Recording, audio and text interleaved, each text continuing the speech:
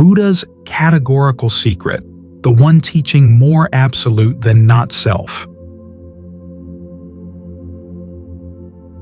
One of Buddhism's distinctive features is that its founder started out imperfect, so he knows what it's like for us to face our own imperfections. The story of his quest for awakening tells of one mistake after another, as he sought happiness in some very wrong places. More importantly, though, he admitted his mistakes and mastered the skill of how to learn from them so as not to repeat them. That's how he was able to attain awakening. On the night of his awakening, he saw the mistakes he had made not only in this lifetime, but also in countless previous ones. At the same time, he saw the mistakes that all other beings throughout the cosmos had been making and were continuing to make, causing themselves and one another a great deal of suffering. The main reason he decided to teach the Dhamma after gaining this knowledge was to help others to avoid those mistakes and the suffering they caused. He knew that he couldn't impose his new knowledge on others. After all, he wasn't their parent or creator, so he couldn't place obligations on them. But that doesn't mean he wasn't secure in knowing which actions were skillful and which ones were not. His shoulds were conditional. If you want to put an end to suffering, this is what you have to do. But once you accept that condition, they hold in all cases. He made a list of unskillful actions to avoid, and the list is quite clear-cut. He divided it into 3 categories: bodily, verbal, and mental actions. The bodily actions to avoid were killing, stealing, and illicit sex. The verbal actions were telling lies, speaking divisively, speaking coarsely, and engaging in idle chatter. The mental actions were inordinate greed, the type that would lead you to kill or steal, ill will, and wrong view. In particular, the wrong view that skillful actions don't lead to pleasure and unskillful actions don't lead to pain. Skillful actions he defined as refraining from the first 9 of these unskillful acts and as actively developing right view to replace wrong view. This list is pretty conventional. Where it gets unconventional is in the Buddha's explanation of it. Conventional morality admits exceptions to these standards, saying that there are times when you have to kill or lie for the greater good, and viewing these exceptions as a necessary part of life. The Buddha, though, was a radical. He never admitted any exceptions of this sort. When asked if there was anything whose slaying he approved of, he answered with only one thing: anger, SN 117. As for lying, he said that if you feel no shame over telling a deliberate lie, there's no evil you might not do, 8025. He even told his son, Rahula, never to tell a falsehood even as a joke, MN 61. For him, the principle that unskillful actions should be avoided and skillful actions should be developed was a categorical teaching, AN 218. In other words, it was always true, always beneficial, so it should be adopted in all situations, everywhere and always. That's saying a lot. Of all the many other teachings he gave, only one qualified as categorical in his eyes: the 4 Noble Truths, DN 9. Not even the 3 characteristics, or, more accurately, perceptions, of inconstancy, stress, and not self-qualified as categorical, because even though they're always true, they're not always beneficial perceptions to adopt, MN 136. The same with the principle of acceptance. There are some things you should accept, and others you shouldn't, MN 2. So, the Buddha obviously saw the distinction between skillful and unskillful actions as extremely important. His explanations of this distinction were clear-cut, not out of a desire to be punitive, but out of compassion. He wanted people to stop harming themselves through their ignorance. That's why he warned them that mistakes in these areas were really serious. As far as he was concerned, it wasn't a compassionate act to leave people to their own devices in trying to figure out which actions would or would not lead to suffering. After all, He himself hadn't figured these things out until he had gained full awakening, and that had required an immense amount of effort and time. So, it wasn't that he simply wanted to pass judgment on the actions of others.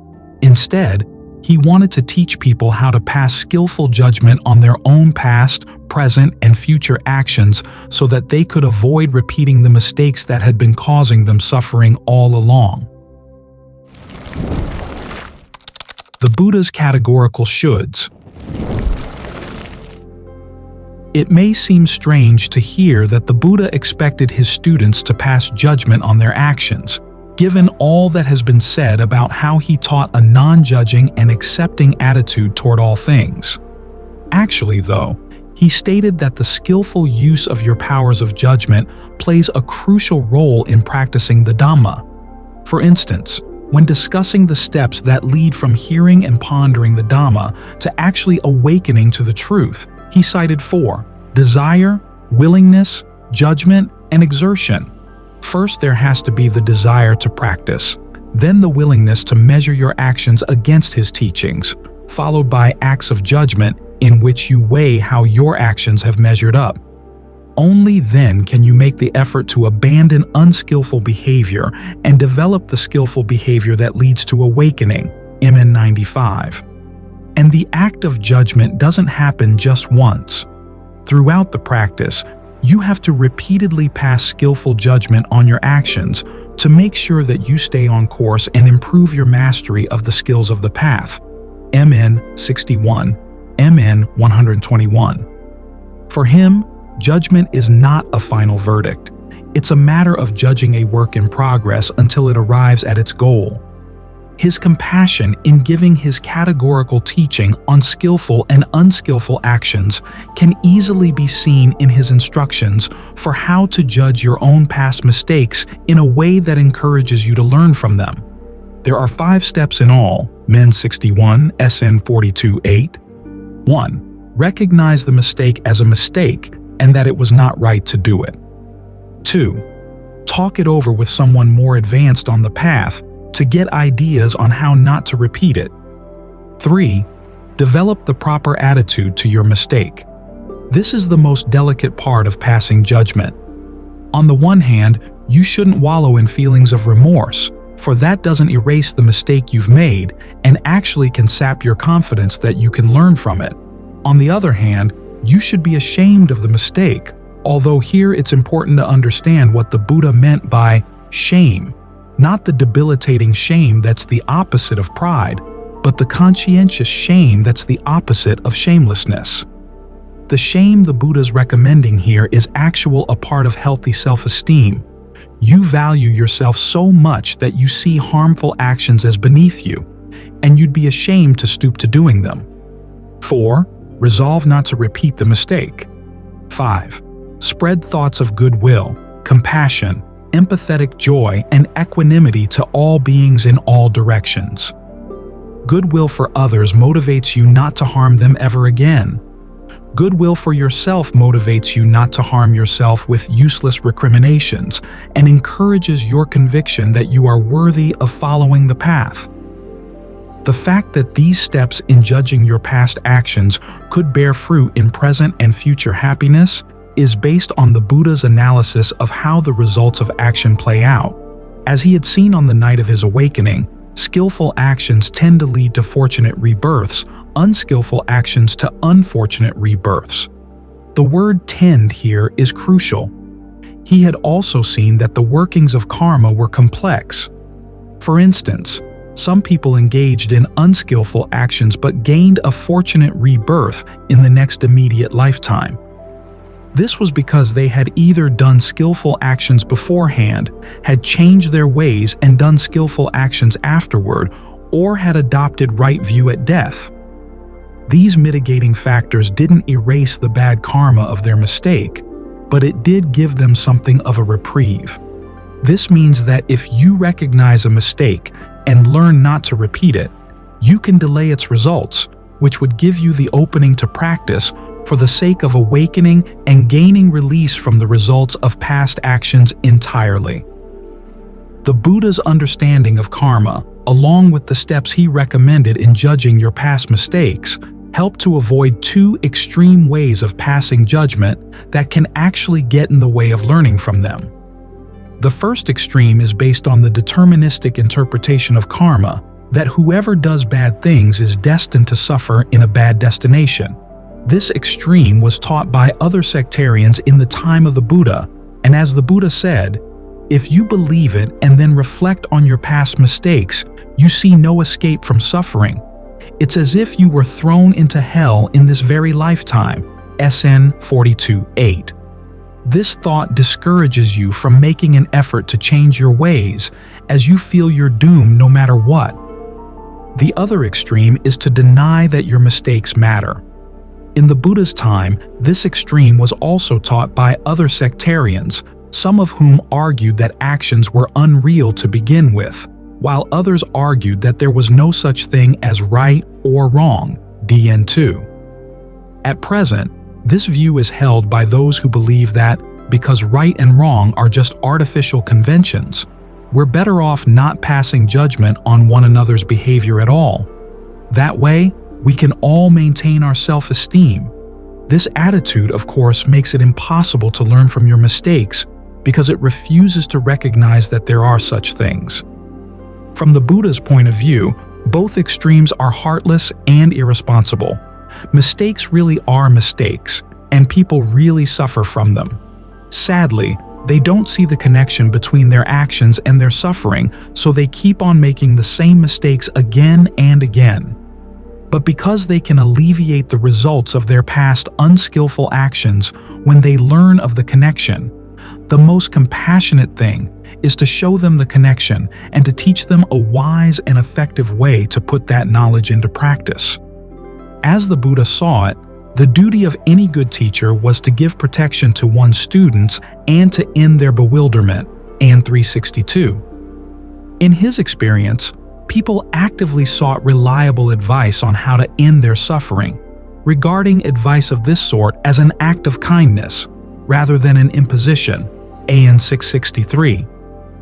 In his case, he protected students from their ignorance about the results of their actions and ended their bewilderment by giving them a firm grounding in deciding what should and shouldn't be done.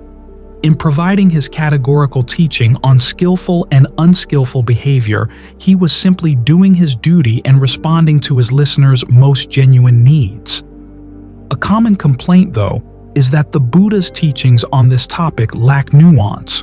Aren't some unskillful actions more unskillful than others?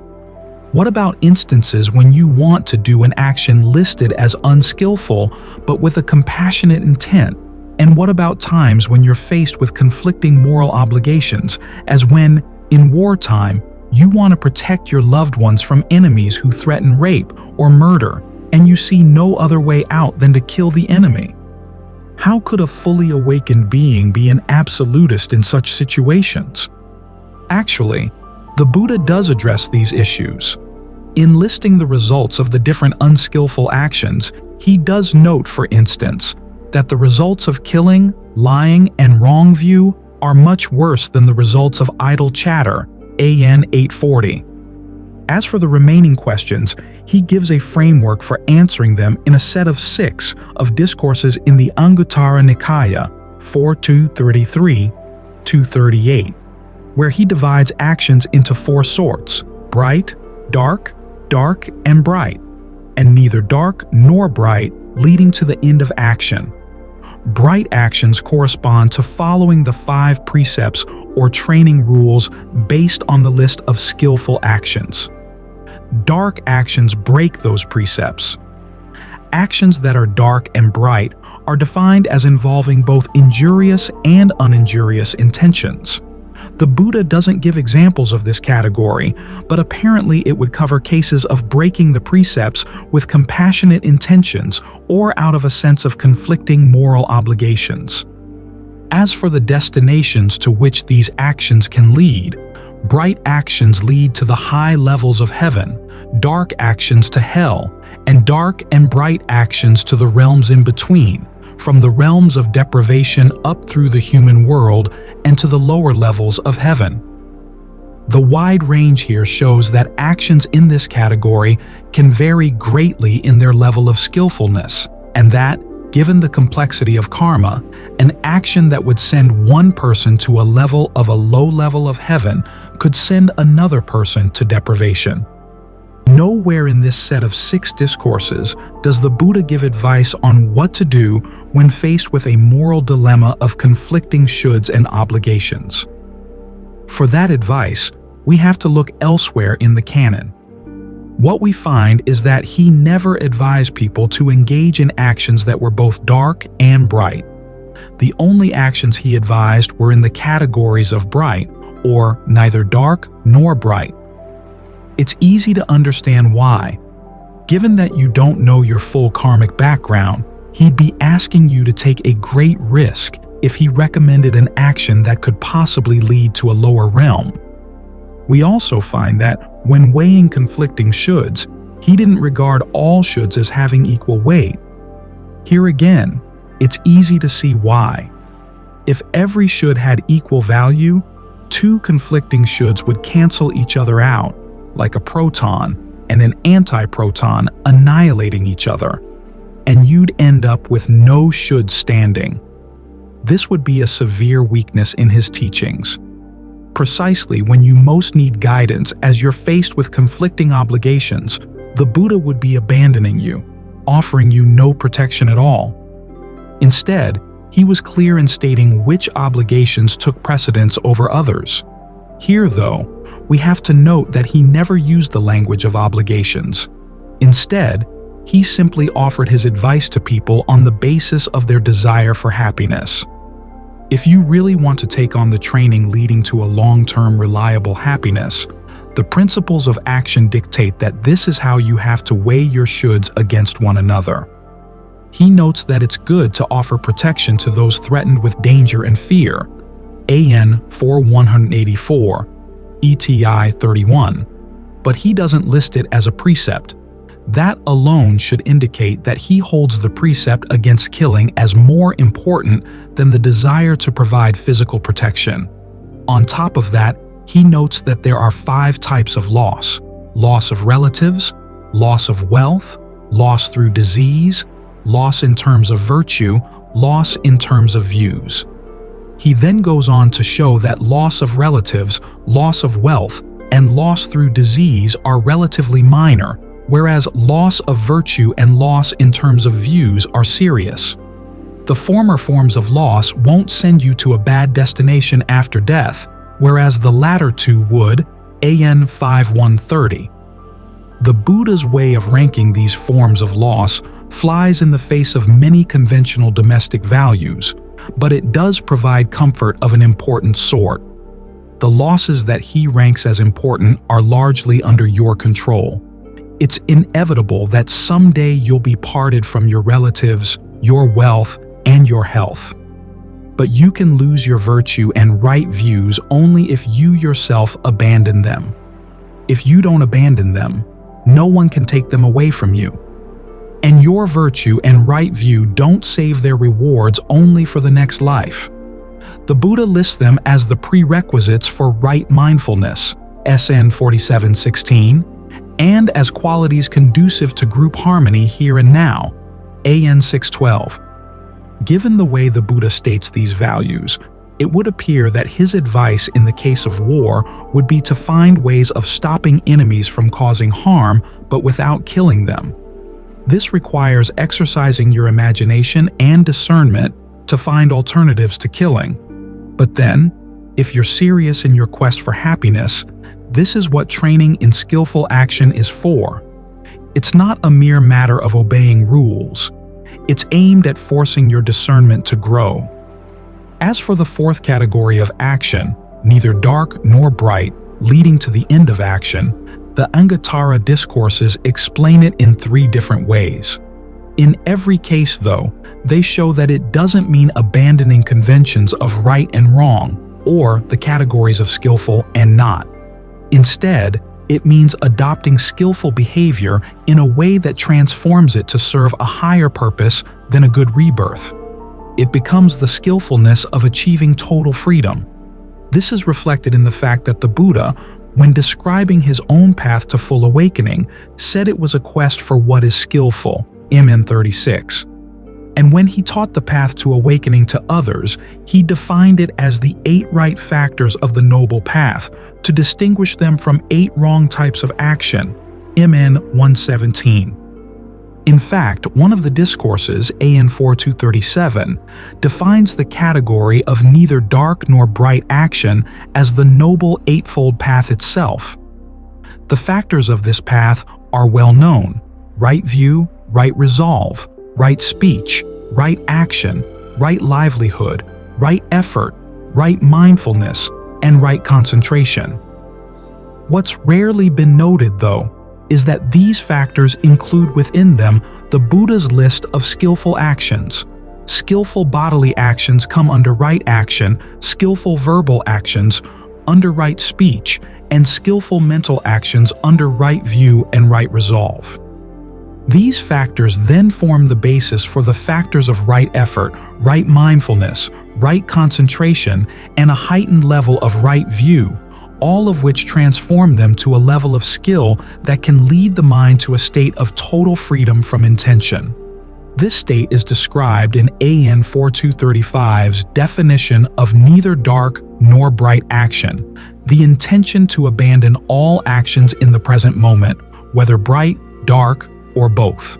This intention can be fulfilled only inwardly, primarily when in meditation, and leads directly to awakening.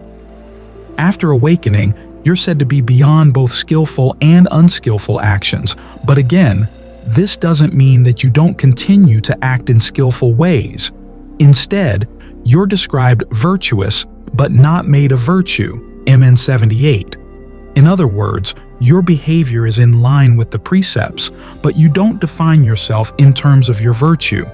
That's one of the ways in which your mind, when awakened, is free. This is where the Buddha's teachings on skillful and unskillful action lead. They're a necessary part of the practice for total freedom. You follow them everywhere, and always to take you ultimately to a dimension beyond space and time, i.e., beyond everywhere and always. This is why he taught it as a categorical truth that you should develop skillful actions and abandon unskillful ones. Although he wasn't a doctrinaire absolutist, he wasn't a doctrinaire relativist either. After all, he had seen through his awakening that some truths were beneficial to use only under certain conditions, whereas others were beneficial in all times and places. In particular, he had seen that the guidelines for skillful action, if you stick to them, are for the sake of your genuine happiness. As he once said, if it were impossible for people to stick to these guidelines, he wouldn't have taught them. And if following them didn't lead to long-term happiness, he wouldn't have taught them either, AN 219. The message is that you have it within you to adhere to these principles through thick and thin, and that you'll be more than glad that you did. At war with the Dhamma. There's a depressing pattern in human behavior that Mark Twain noted more than a century ago, and it's with us still. The powers that be want a war. Politicians and the media start beating the drum, denouncing the evil intentions of the enemy and calling for all patriotic citizens to attack them. At first, people are reluctant to go along, but then religious leaders jump on the bandwagon, telling their followers that it's their sacred moral duty to support the war machine. Soon the whole country is aflame with the moral need to fight the enemy. Those few who question this need are branded as traitors. Young men march off to battle, only to find how ghastly war actually is. They realize that they were duped, and that their side is not as virtuous as they had been led to believe. Many of them are killed. Those lucky enough to return home tell their families and neighbors, never again will they be tricked into going to war ever again. But then, after a while, the powers that be want another war. Politicians and the media start beating the drum. If the arguments for the last war no longer work, they find new ways of raising the emotional pitch of their rhetoric, so that soon the whole country is swept up in war fever all over again.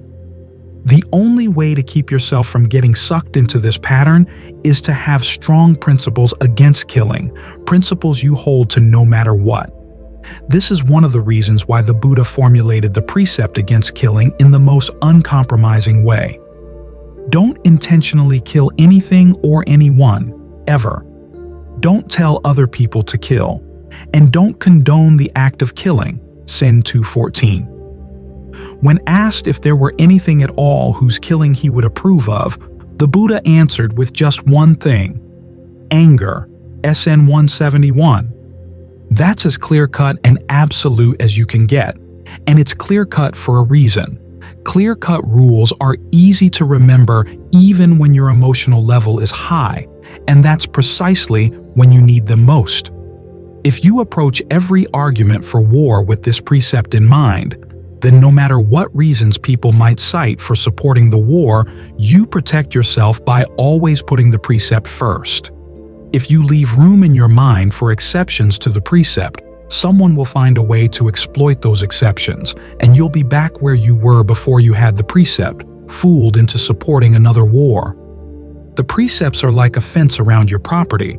If there's a gap in the fence, anything that can fit into the gap or enlarge it by wriggling through will be able to get in. It'll be as if there weren't a fence there at all. Now, it's important to remember that the Buddha never forced the precepts on anyone. Instead of calling them obligations, he called them training rules, and the training is something you take on voluntarily. Your moral behavior is a voluntary gift of safety to the world.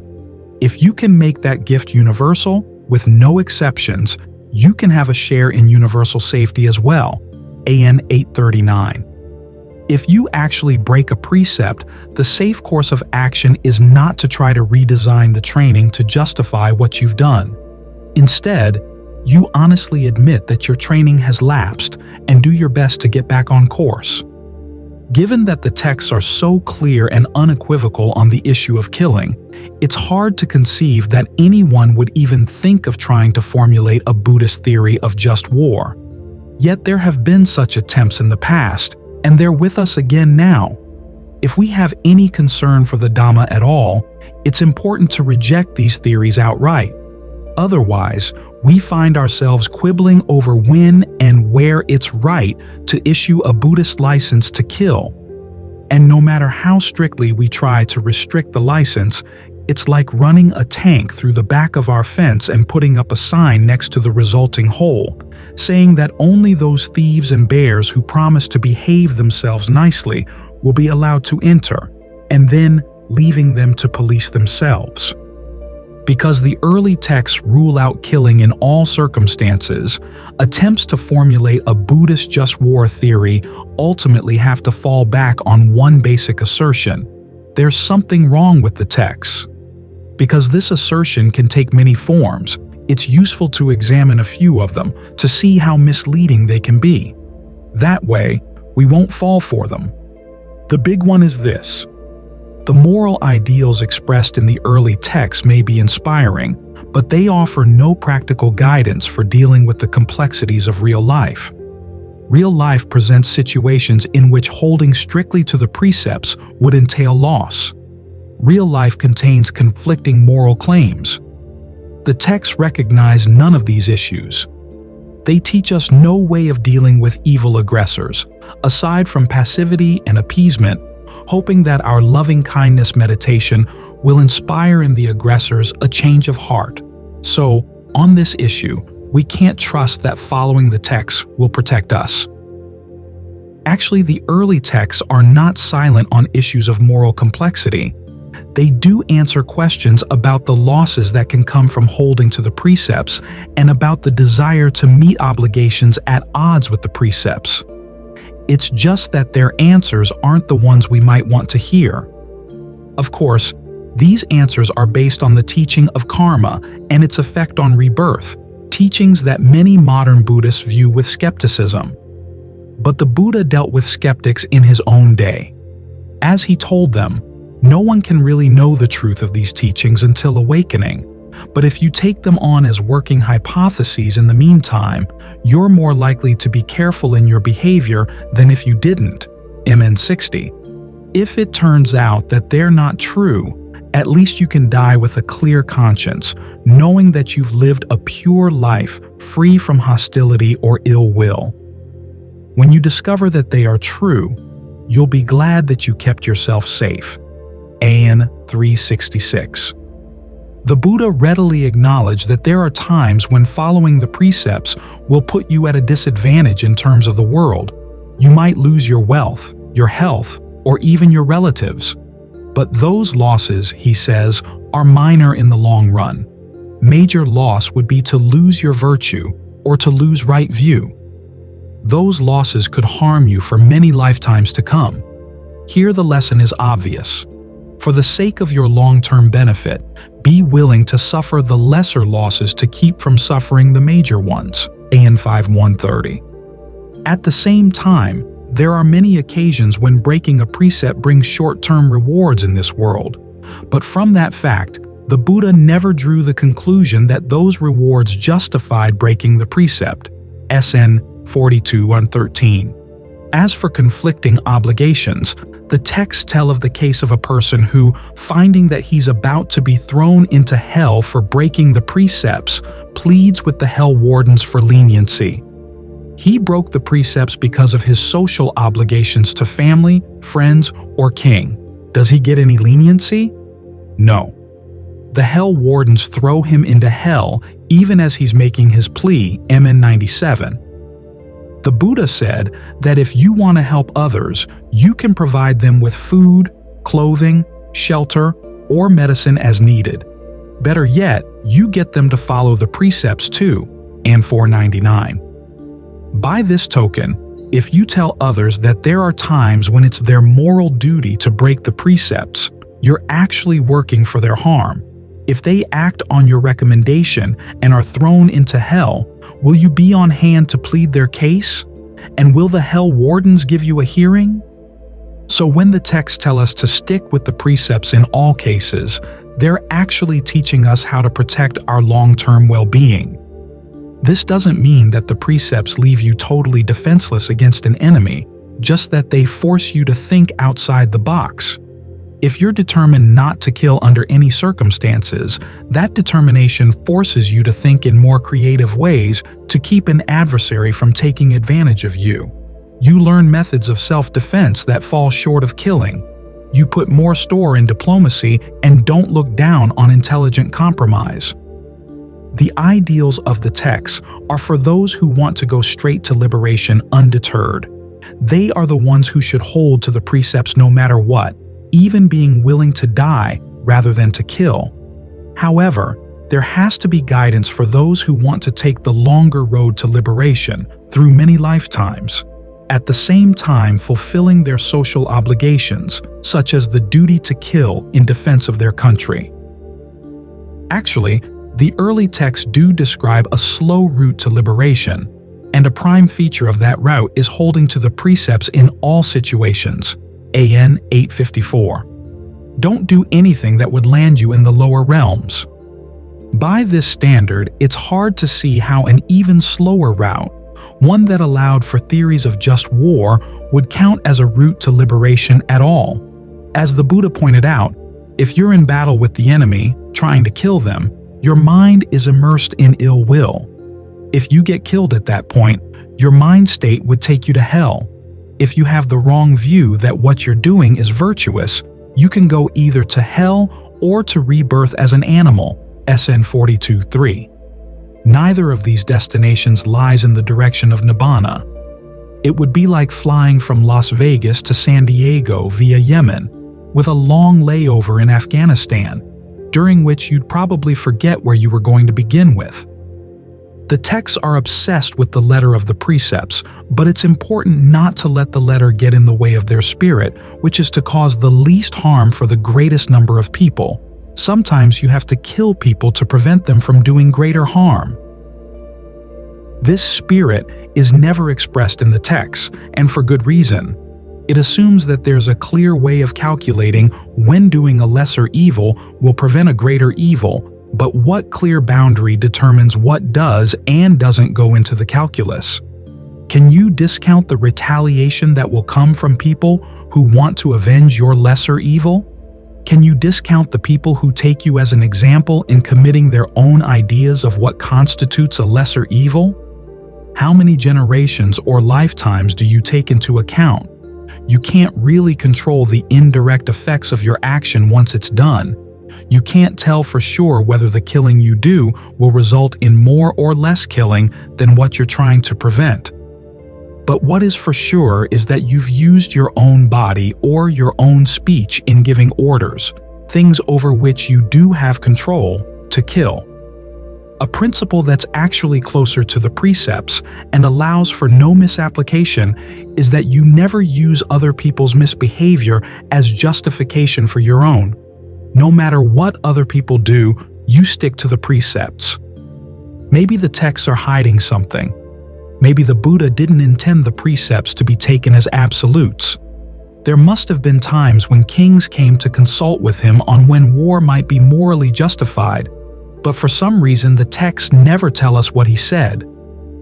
This conspiracy theory is probably the most dangerous argument of all. Once it's admitted as valid, you can turn the Dhamma into anything you want.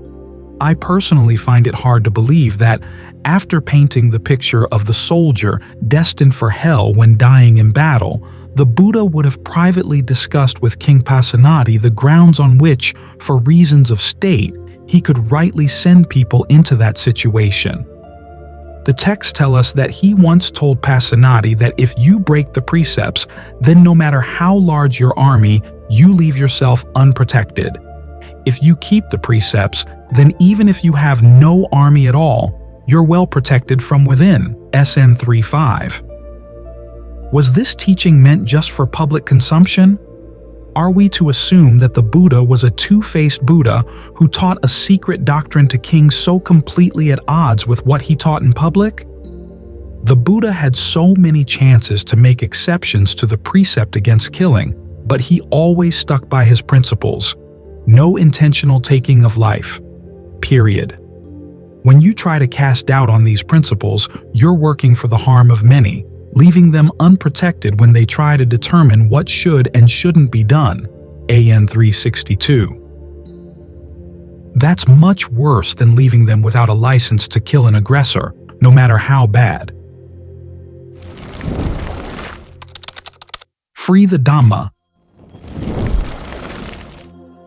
The Sutta Nipata, an early collection of poetry in the Pali Canon, contains a dramatic discourse, Sin 1.4, in which a wealthy Brahmin farmer chides the Buddha for not farming.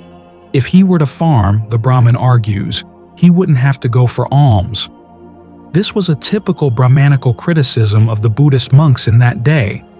If they want to eat, they should work rather than go begging for food. The Buddha, however, responds that he too, in his way, is a farmer. The Brahman then questions him in verse. What kind of farming does he do? The fact that the question is in verse is a challenge.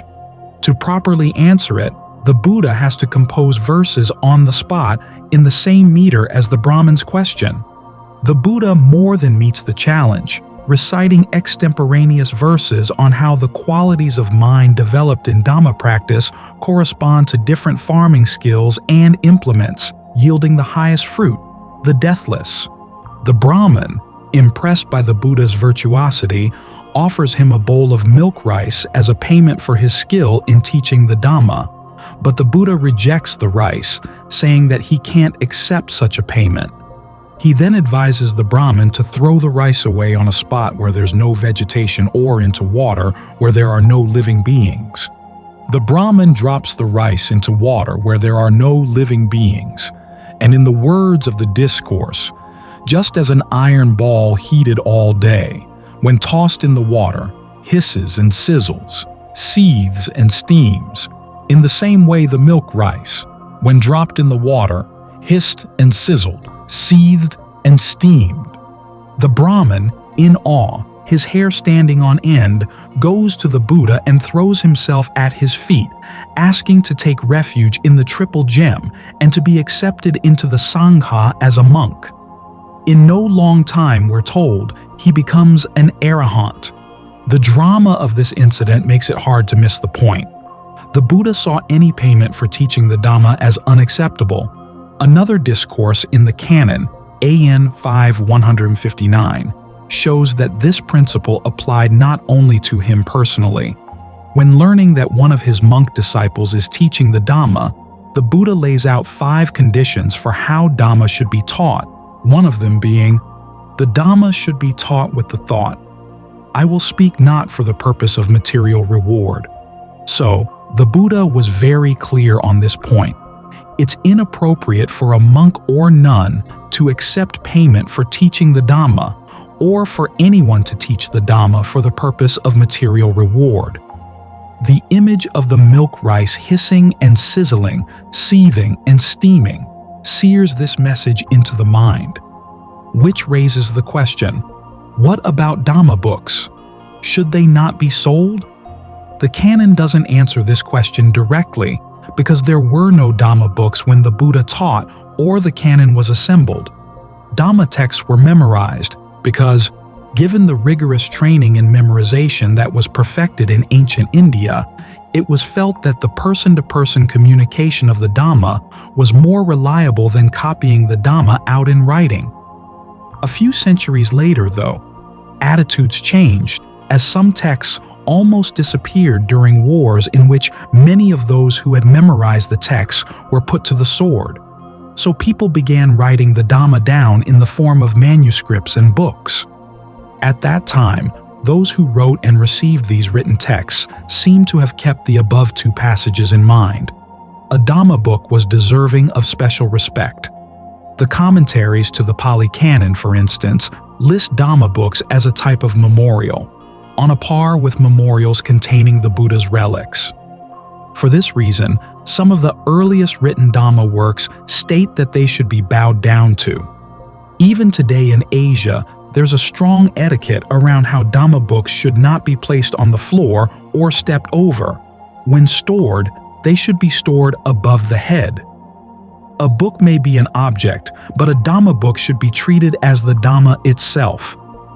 However, there was the question of whether the scribes who copied Dhamma books should be paid. The general attitude seems to be that professional lay scribes could be paid, but that monks and nuns, in line with the principle stated in AN 5159, should not. An additional change came more recently as printing presses came to Theravada lands, and Dhamma books were mass-produced. In some cases, the printing presses belonged to the monasteries themselves.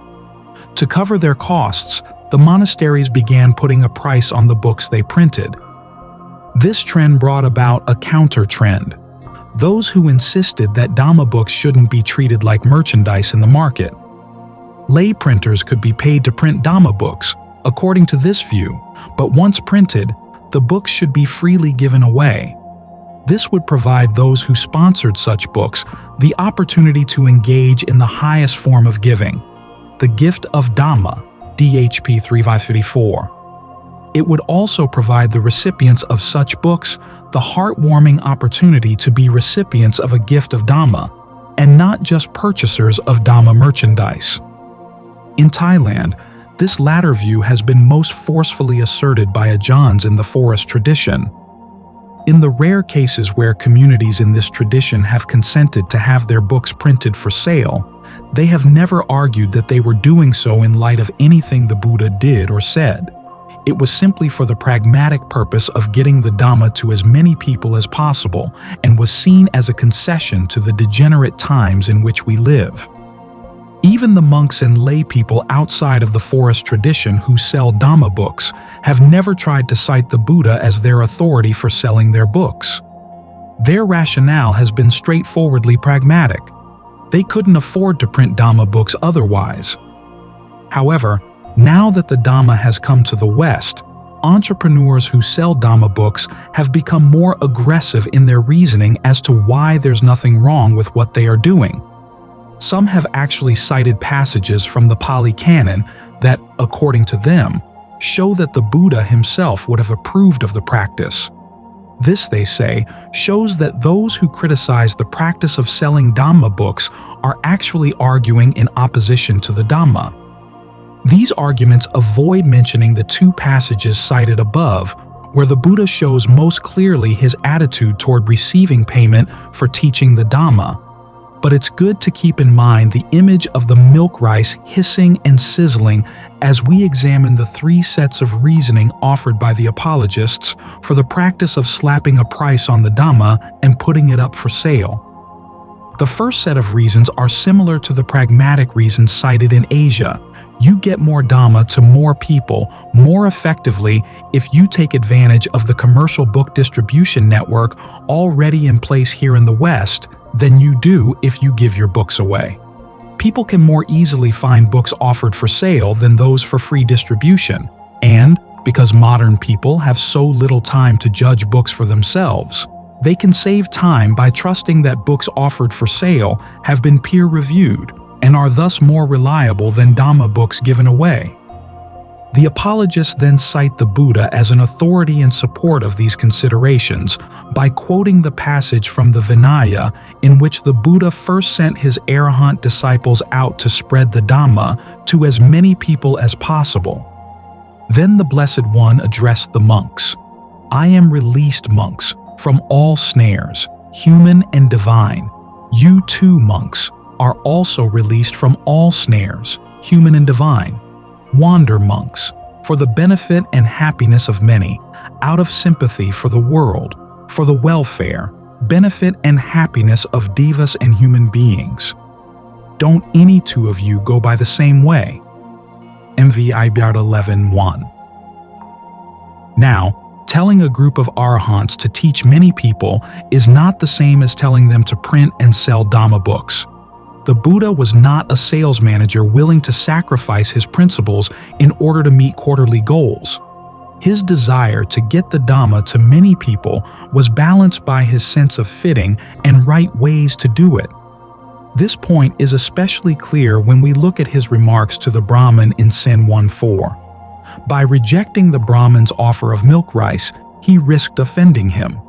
And this was not the only instance in which he risked offending his listeners when taking a stand on what's fitting and right. Sin 4:9 tells of another, when he rejected, with a few sharp words, another Brahmin's offer of his daughter. The Buddha had standards for when and to whom he would teach the Dhamma. That's why he formulated the Sekhiya rules in the Patimokkha concerning situations in which it is not proper to teach the Dhamma, all of which deal with situations in which the listener is not showing the proper respect. This means that the Buddha didn't regard his desire to spread the Dhamma far and wide as overriding questions of when it is appropriate or inappropriate to teach. And as Sin 1:4 and AN 5:159 show, teaching the Dhamma for material reward was in his eyes inappropriate. So in situations like that, it shouldn't be taught. Which means that using MVI 11.1 as an excuse for selling the Dhamma is simply taking it out of its larger context and, as a result, distorting its meaning. The rise of the internet has meant that Dhamma books can be distributed widely across the world at no cost at all, so there's no reason to believe that books for sale are more easily obtained than books offered freely. As for the argument that books for sale can be trusted to have been peer-reviewed, there's always the question of what standards are being used by book publishers when they decide whether to print a book for sale. Even if we limit our attention to academic publishers, those least likely to print a book just because they anticipate a healthy profit, it's an indisputable fact that academic publishers have printed some pretty abominable books about the Buddha's teachings that have done a great deal to foster widespread misunderstandings about Dhamma. It's hard to imagine that the Buddha had these books in mind when he told the Arahants to teach the Dhamma out of sympathy for the world. The second set of arguments draws on an incident reported in SN 313. King Pasenad Dars of Kosala has been eating too much, and one day, Right after a heavy meal, he comes to see the Buddha breathing heavily. The Buddha senses that the king is overeating, so he recites this verse. For a person always mindful, knowing moderation in the food he's obtained, his pains grow slender. Gradually he ages, guarding his life. The king, pleased with the verse, turns to one of his courtiers, a young Brahmin named Sudarsana, and tells him to learn the verse from the Buddha and then to recite it every day when the king is taking his meal. As a reward, he offers Sudarsana a considerable stipend, a daily payment of 100 kahapanas. The Buddha teaches the verse to Sudarsana. Sudarsana recites it every day, and the king begins to restrict his intake of food. Ultimately, when he becomes quite slim, he exclaims over how the Buddha showed sympathy both for his benefit in this life and for his benefit in lives to come. The apologists for selling Dhamma books cite this passage as proof that the Buddha approved of people getting paid to teach the Dhamma. After all, he didn't object when Pasenadi offered the stipend to Sudarsana and even taught the verse to Sudarsana, knowing full well that Sudarsana would get paid for reciting it. Ergo, the Buddha approved of the general principle that people be paid for teaching the Dhamma. This is a particularly tone-deaf interpretation of the sutta. To begin with, the Buddha was not so foolish as to interfere in the way the king ran his palace, telling the king how he should or shouldn't reward his lackeys. And that's what Sudarsana is, the king's lackey. By accepting payment, Sudarsana is affirming his servitude to the king. And of course, the king wouldn't pay Sudarsana for reciting any passage of Dhamma that he didn't want to hear. He who pays the piper calls the tune. So the actual message of the passage is that if you accept payment for teaching the Dhamma, you're putting yourself in the position of a lackey, free to teach only what your audience is willing to buy. The third set of arguments takes the following passage as its jumping-off point. Monks, there are these two kinds of gifts, a gift of material things and a gift of the Dhamma. Of these two kinds of gifts, this is supreme, a gift of the Dhamma. Iti 98.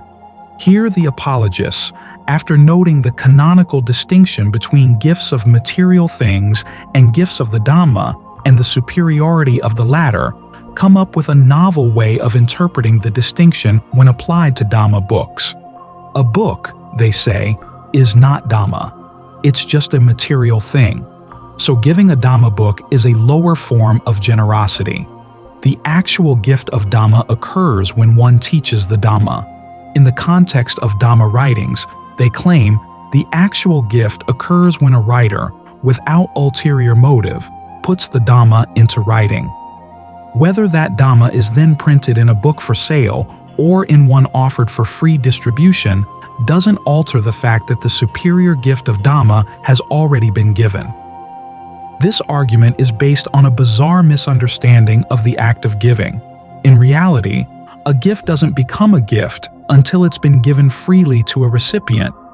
In a genuine gift of Dhamma, a teacher puts the Dhamma into words and freely conveys those words to a recipient.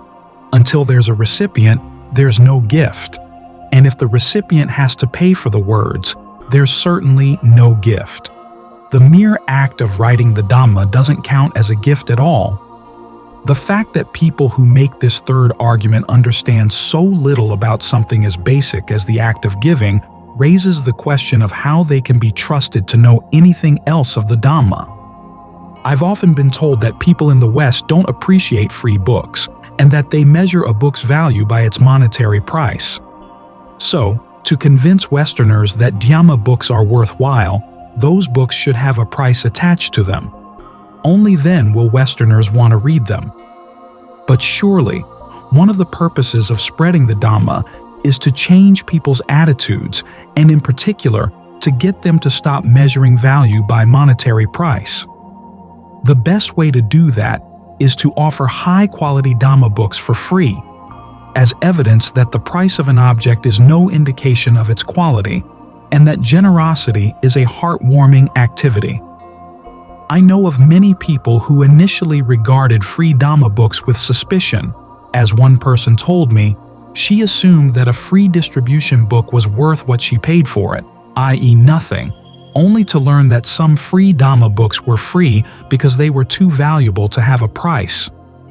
The Buddha taught generosity as the bedrock of the practice. The best way to teach generosity is not to get someone to buy a book on the topic, but to practice generosity yourself, as when you give the Dhamma freely. When people have to pay for a Dhamma book, the fact that they can't get the book without paying for it places a barrier between them and the Dhamma on the one hand, and between them and the teacher on the other. When they obtain a Dhamma book as a gift, those barriers are torn down.